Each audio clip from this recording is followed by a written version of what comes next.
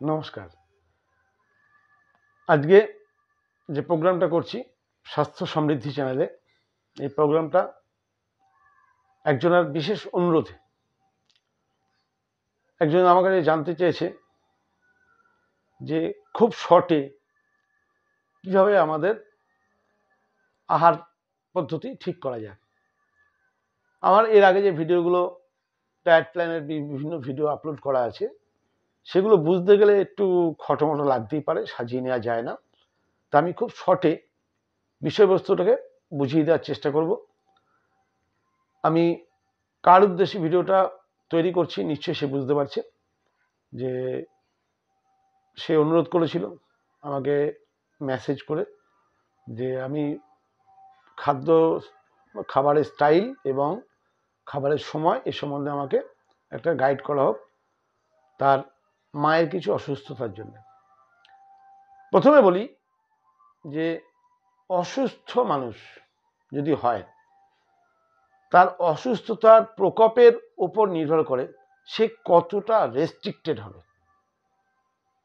হালকা তো করাই যায়, ওষুধের ডোজ কখনো কম দেওয়া হয়, কখনো বেশি দেওয়া হয়। বেশি কখন দেওয়া হয়? যখন রোগের প্রকোপ বেশি। তা আমাদের যে ডায়েট বলা আছে বা আমরা যে ধরনের মানুষকে ডায়েট সাজেস্ট করি, তাতে আমরা রোগের প্রকোপের ওপর কড়াকড়ি বেশি করি।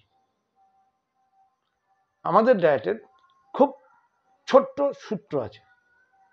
আমি যা শিখেছি আমার গুরুদেবের কাছ থেকে, আমি যা জেনেছি, আমি নিজে যেভাবে চলি বা আমার পেশেন্টদের উপর যে প্রয়োগ করে যে ফল পেয়েছি, আমি সেটা জানাচ্ছি।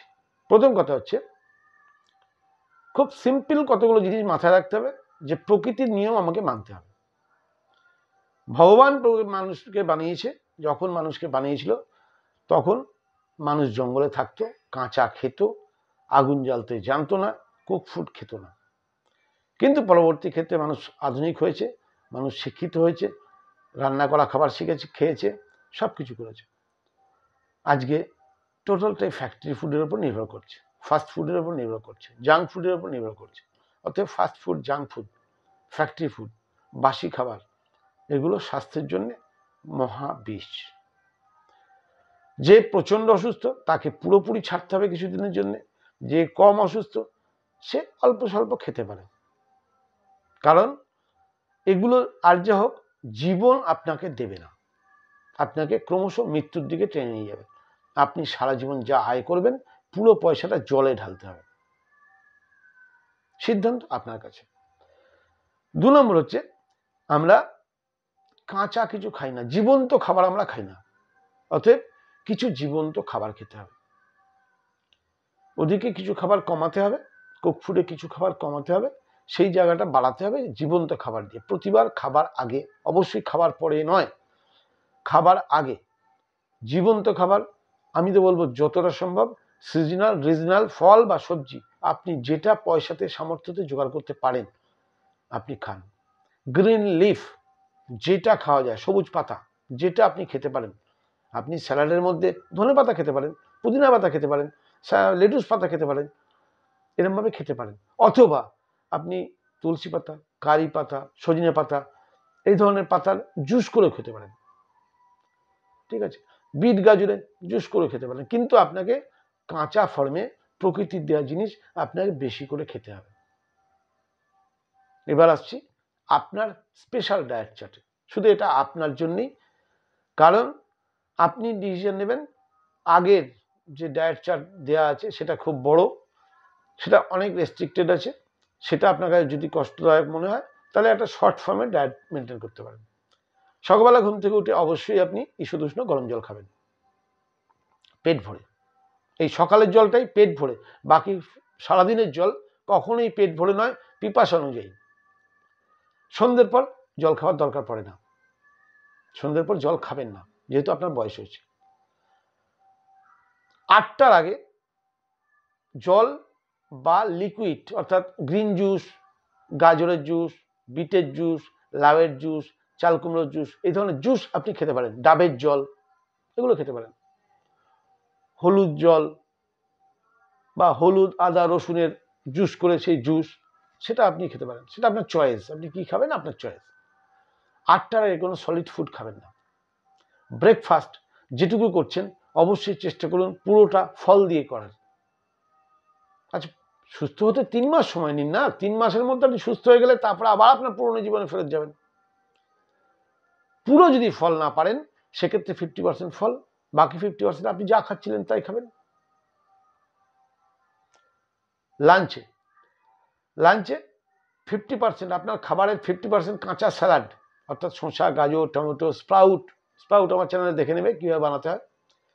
স্প্রাউট, শসা, টমেটো, গাজর, পেঁয়াজ, আদা, রসুন, এগুলো যা কাঁচা খাওয়া যায়, টোটাল খিদের 50% কাঁচা খাওয়ার পর বাকি 50% বাড়ি রান্না করা খাবার। তাহলে যখনই কাঁচা 50% খাবে অটোমেটিক বাড়ি রান্না করা খাবার কমে যাবে। কেন, বাড়ির রান্না করা খাবার যদি আপনাকে সুস্থ দিত তাহলে আপনি আজকে অসুস্থ হতেন না। অতএব আপনাকে সুস্থ হতে গেলে খাবারে পরিবর্তন করতেই হবে। এরপরে আমরা বলি লাঞ্চের পরে ডিনার অবশ্যই এইটা কিন্তু রেস্ট্রিক্টেড, আপনাকে কিন্তু সন্ধে 6টার মধ্যে ডিনার সারতেই হবে। এটা হচ্ছে সুস্থতার মূল চাবিকাঠি। আপনি সন্ধে 6টার মধ্যে যদি ডিনার কমপ্লিট করতে পারেন, আপনি 7 দিনের মধ্যে আপনার অর্ধেক সমস্যা রিকভারি করে ফেলবেন। বাকি অর্ধেক সমস্যা রিকভারি করতে একটু সময় লাগবে। 7 দিনে আপনি বলবেন আমি খুব ভালো আছি। প্রথম মনে হবে 6টায় খেয়ে রাত 10টার সময় খিদে পেয়ে যাবে, পাবে না। মনের জোর রাখুন, মনে করুন না ভগবানের নামে সন্ধে 6টার পর থেকে উপোস করছেন, উপোস করে থাকতে পারেন।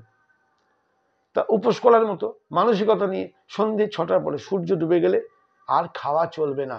ডিনারেও কিন্তু আপনার টোটাল খিদের 50% কাঁচা খাবেন, বাকি 50% আপনি বাড়ির রান্না করা খাবার খাবেন।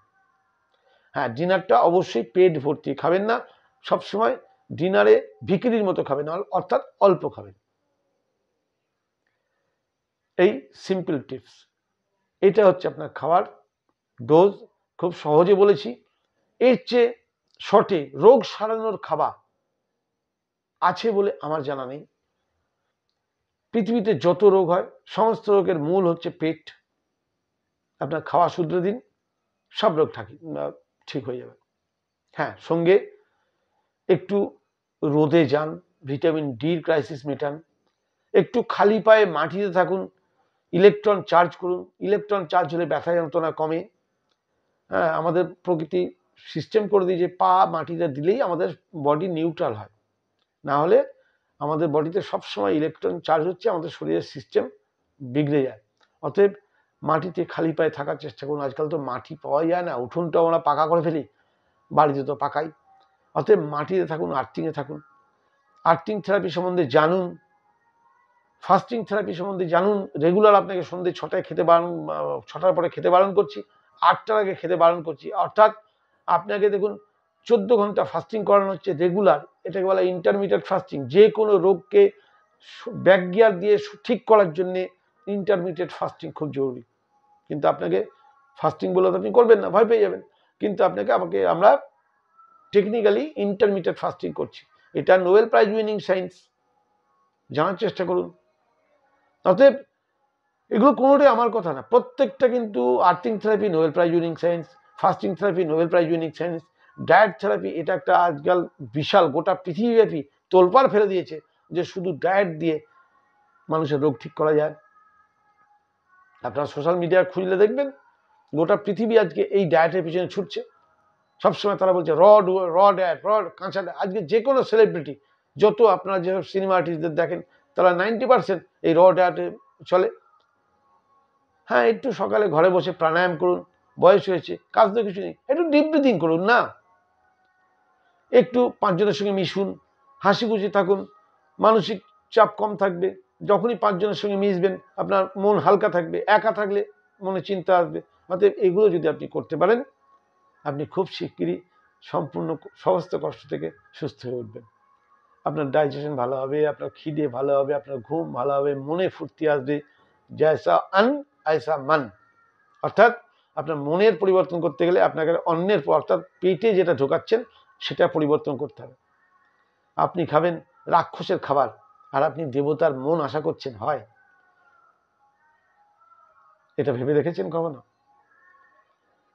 ঠিক আছে, আপনার জন্য শর্টে বলেছি, এতেও যদি বুঝতে না পারেন আবার নিশ্চয়ই জানাবেন।